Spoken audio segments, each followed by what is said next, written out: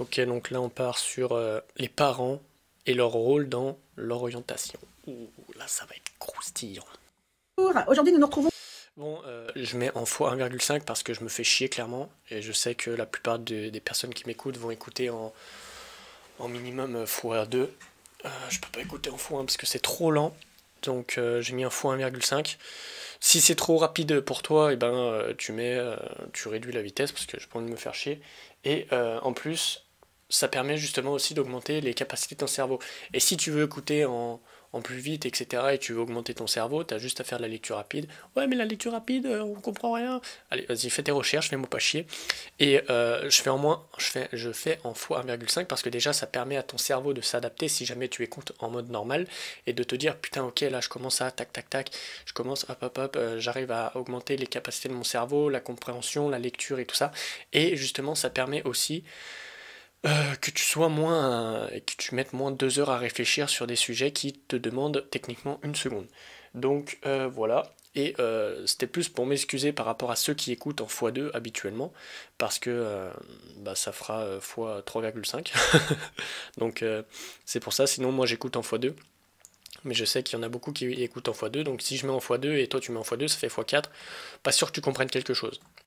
Pour une vidéo destinée aux parents. Donc vous êtes peut-être un papa ou une maman derrière votre écran qui vous posez des questions sur l'orientation de vos enfants et comment les aider. Pas de panique, Futurness by l'étudiant est là pour vous aider à être un soutien précieux pour votre enfant. Ce qu'on voit beaucoup, la première séance quand Bon, nous balance un peu son charabia de coach.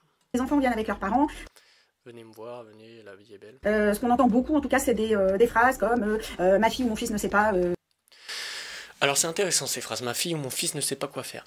Mais du coup, la question à se poser, c'est est-ce que toi, tu sais vraiment ce que tu veux faire déjà, dans un premier temps? Parce que si ton fils ne sait pas quoi faire, généralement, tu vois, les fils et les enfants ne sont seulement que la pro...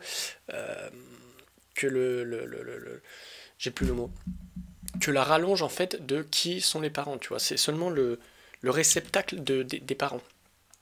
Et si justement la fille ne sait pas quoi faire, c'est peut-être parce que déjà toi tu ne sais pas quoi faire et tu ne sais pas comment la guider. Et donc c'est ce qui fait que bah ta fille va être perdue ou va aller dans un métier qui ne la correspond pas ou parce que justement par rapport à tes réactions va faire qu'elle va aller dans un métier qui est plutôt, je dirais, par rapport à toi en fait. Tu vois. Donc les métiers ou du moins les enfants, quand ils ne savent pas quoi faire, ce n'est pas la faute des enfants, c'est la faute des parents, parce que eux-mêmes ne savent pas quoi faire. Si demain, demain j'ai un gosse, moi étant donné que je sais quoi faire et je sais comment orienter, bah, le gosse saura exactement quoi faire, parce que justement, je saurais l'orienter vers lui-même avant de l'orienter vers quelque chose d'extérieur. Et c'est beaucoup ce qu'on voit, et c'est extrêmement dommage, c'est que la majorité des gens, quand ils veulent faire quelque chose, ils sont orientés vers tout ce qui est extérieur. Ils vont chercher le oh putain, lui c'est bien, bah tiens, là on a de la sécurité, là on est bien payé, là ci, là ça. Sauf que c'est pas ça qu'il faut chercher. Ce qu'il faut chercher, tu vois, c'est un peu des objets brillants. Et plus tu cherches l'objet brillant, plus tu finiras par le chercher ad vitam aeternam. Et c'est un peu dommage parce que au final, arrivé à un moment, tu finis par te casser la gueule et tu arrives en face d'un mur, le downwall, tu vois. Et pour le monter, bah, t'as intérêt d'être équipé, mon pote. Et généralement, là, les gens, ils font demi-tour. Parce que c'est trop... oh non, c'est mort, tu vois. Donc c'est important de savoir qu'est-ce que les parents veulent faire. Et ce n'est pas parce que tu fais un métier que tu sais ce que tu veux, tu vois. Tu peux avoir des métiers, ce qu'on appelle des métiers frigo. C'est quoi les métiers frigo? Ah, c'est les métiers qui remplissent le frigo. Quoi faire. Je lui ai conseillé de prendre la spécialité maths, mais finalement il aime pas trop. Voilà, tu vois, on conseille, mais sans s'être conseillé soi-même. Ça revient toujours au même truc, c'est putain, ça me pète les couilles ça. C'est que tu vas conseiller des gosses, mon pote, alors que toi-même, tu ne sais pas ce que tu veux faire. Mais oh, à un moment, il faut revenir un peu sur la base. C'est que tu peux pas construire un immeuble alors que toi-même, tu sais pas comment faire une base. Tu vois, c'est comme si demain, tu voulais construire une maison et que tu n'as jamais appris à construire une maison. Comment tu vas faire? Bah tu vas pas la construire. Ou alors si tu la construis, ça va de la merde et tu vas te prendre le toit sur la gueule. C'est la même chose en fait avec l'orientation, avec tout ça. Parce que tout ce que tu vas balancer comme conseil, comme spécialité ou comme truc, eh ben ça va être de la merde par rapport à l'enfant. Parce que l'enfant, peut-être que c'est le tien, mais les goûts, les couleurs et tout ça ne sont pas les mêmes. Ses centres d'intérêt seront différents du tien et ses besoins seront différents du tien, même si à peu près tu lui balances de l'héritage et tu lui donnes 80% de croyances de merde ou de valeurs qui servent à rien, et ben forcément, mais ça ne compte pas que, tu vois. Parce que peut-être que lui, il a envie d'une autre vie que la tienne. Tu vois, il a envie d'une autre vie toute pourrie où t'as aucun épanouissement dans ce que tu fais et tout ça. Et c'est pour ça que ça me saoule un peu, tu vois, les conseils comme ça qui servent à rien. C'est des conseils un peu, si tu veux, creux. Voilà, c'est ça, des conseils creux. Donc là, il est complètement démotivé. Pour aider votre enfant, vous pouvez lui poser quelques questions de façon un petit peu naturelle. Lui demander par exemple qu'est-ce qu'il pourrait faire pendant des heures sans se lasser, quelles sont les compétences qu'il a pu... Ouais, bon, ça, c'est vraiment la base des trucs. Qu'est-ce qu'il pourrait faire pendant des heures sans se lasser? Oui et non, tu vois. Oui et non. Ouais, je vais pas plus réagir là-dessus.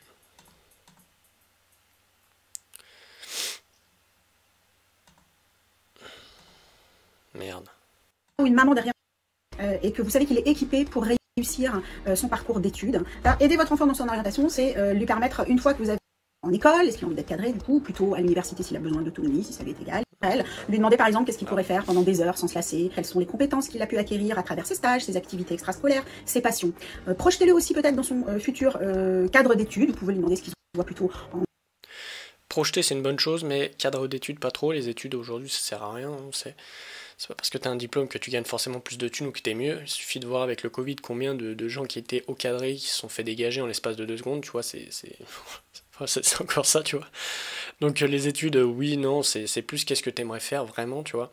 Mais au-delà de qu'est-ce que tu aimerais faire, c'est qui tu aimerais être plus tard. Voilà, tout simple. En école, est-ce qu'il a envie d'être cadré, du coup, plutôt à l'université s'il a besoin d'autonomie, si ça lui est égal.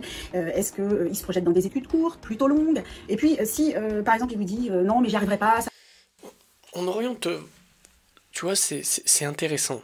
Parce que si tu regardes la mentalité de ce que je vais appeler les personnes pauvres et les personnes riches, les personnes pauvres, c'est les personnes qui vont faire des études pensant qu'ils vont réussir leur vie. Tu vois, c'est un peu comme dans le livre, bon, c'est un livre ultra connu, Père riche, Père pauvre, je pense que tu as dû le lire. Mais bon, étant donné que tout le monde dit, ouais, c'est un livre de ouf, tout ça, patati patata, moi ça me pète un peu les couilles, donc forcément, je suis plus trop d'accord avec ça. Enfin, c'est intéressant sur le fond, mais bon, bref.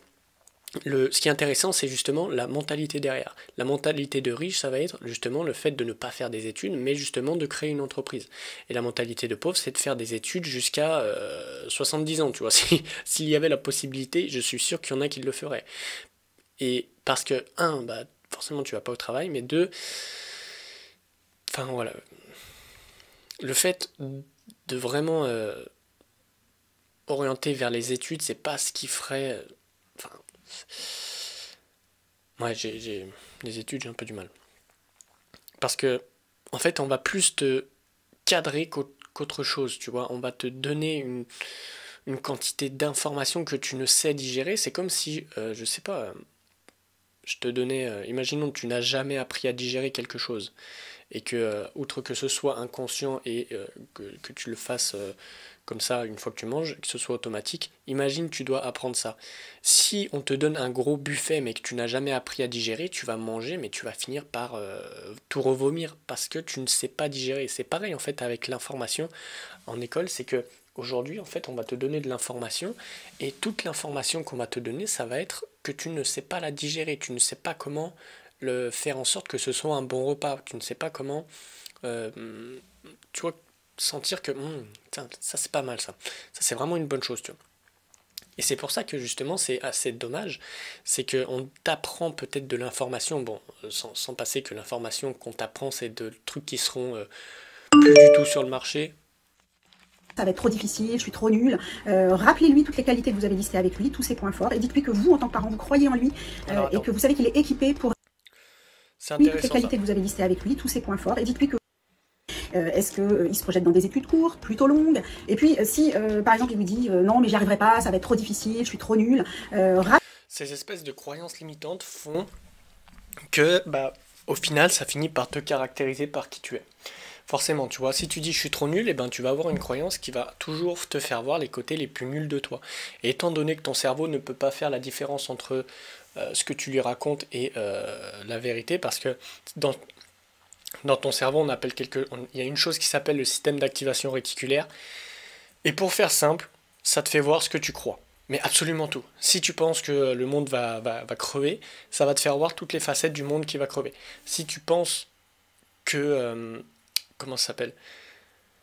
Si tu penses que tout est complotiste ou des trucs comme ça va te faire voir des aspects comme ça. Et en fait, ton cerveau va faire le tri de l'information de cette façon-là, qui va toujours te faire voir en ton sens, en fait. C'est ça qui est intéressant à comprendre. Ton cerveau ne va jamais contre toi, il va jamais contre tes croyances et il va toujours dans ton sens. Et le fait justement que l'enfant se dit je suis trop nul, je suis nul à chier ou des trucs comme ça peut être dû à plusieurs choses. C'est que bah, déjà l'éducation a été pourrie, clairement. Parce que s'il te dit je suis trop nul, c'est forcément, bah, tu lui as répété, tu sais, on voit souvent les parents dire mais putain mais t'es vraiment nul, tu sais quand ils sont énervés et que le gosse il fait un truc, putain mais t'es vraiment con ou des trucs comme ça. Donc forcément, bah, si tu lui rabâches ça pendant 7 ans, pendant 10 ans, pendant 20 ans, arrivé à un moment il va finir par y croire. Et il va même se demander est-ce que je suis vraiment quelqu'un de bien, tu vois, parce que je n'arrive jamais à faire ce que je fais. Même si tu lui dis l'inverse. Et il y a le deuxième point, dû à l'école justement, parce que si tu ne rentres pas dans le moule, eh ben, tu es à l'opposé. Et si tu es à l'opposé, forcément tu es mal vu, tu es montré du doigt, tu es pointé, on peut te mettre sur la place, te brûler et tout. Ce serait la même chose, tu vois. Et il y a aussi ce facteur-là. Quant à ce facteur, pour se protéger, et ce qui est intéressant, c'est justement de ne pas faire, enfin de faire complète abstraction sur ce qui peut être dit, même si c'est plus facile à dire qu'à faire forcément. Mais c'est plus de voir, ok, bon bah ils disent que je suis nul, mais nul par rapport à quoi? Voilà, en fait tu poses juste des questions par rapport à ça. Et c'est comme ça que bah, tu arriveras à sortir de ces croyances limitantes et à aller de l'avant et à ne plus penser par exemple que tu es nul ou que tu es incompétente, mais bien au contraire. Allez, on repart. Appelez-lui toutes les qualités que vous avez listées avec lui, tous ses points forts, et dites-lui que vous, en tant que parent, vous croyez en lui et que vous savez qu'il est équipé pour réussir son parcours d'études. Aidez votre enfant dans son... Ouais, alors dire que tu crois en lui, tu vois, c'est toujours le même truc, c'est que tu as le dire et tu as l'intention du dire. Deux choses différentes, l'intention et l'énergie, tu vois. Si tu dis ouais putain vous êtes cool, ouais t'es fort, ouais t'es ci, ouais t'es ça, ok. Et tu l'as juste dit en fait, c'est creux derrière, tu le sens que c'est creux, ça pue la merde, tu vois. Ça sent le... Ouais, il y a un truc qui va pas là-dedans, et c'est dégueulasse. Ouais. Alors que si tu mets l'intention en mode oh putain, vraiment vous êtes vraiment fort, hein. T'es vraiment fort. Là ça change tout.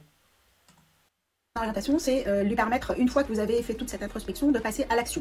Donc ça veut dire peut-être l'inciter à faire des stages dans les domaines qui pourraient l'attirer. Ça peut être aussi se rendre avec lui sur les journées portes ouvertes des établissements. Et puis n'hésitez pas non plus à aller sur les salons de l'orientation. Vous pouvez peut-être rencontrer des écoles, discuter avec des formateurs, ce qui permettra de se faire une idée un petit peu plus précise de ce qu'on attend d'un futur étudiant. Si vous souhaitez que votre adolescent poursuive son investigation, les coachs... Ouais, bon après elle va nous sortir son pitch de vente là. Et à retrouver aussi les articles sur le site de l'étudiant. Ouais, c'est bien ce qui me semblait. Ok.